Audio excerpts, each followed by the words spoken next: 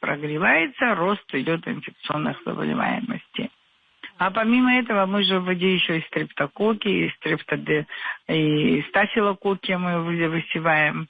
Вот, и поэтому в этом году мы еще на вирусной инфекции, это ПЦР-лаборатория нужна, мы в Сухумную республиканскую отправляем, но пока еще вот один раз отправили, и ничего у нас не было. Ну, у нас же постоянно еще дожди шли. Вот 3 дня, пока море не очистится, мы не можем брать воду. Море шторм, реки, грязная вода, мы тогда воду не отбираем.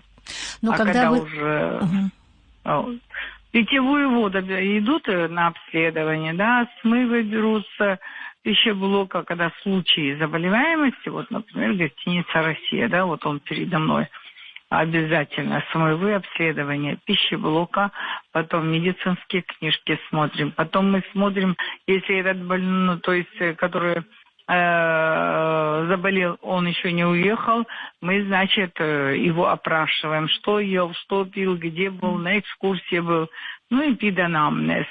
Потом еще мы воду берем обязательно с бассейнов.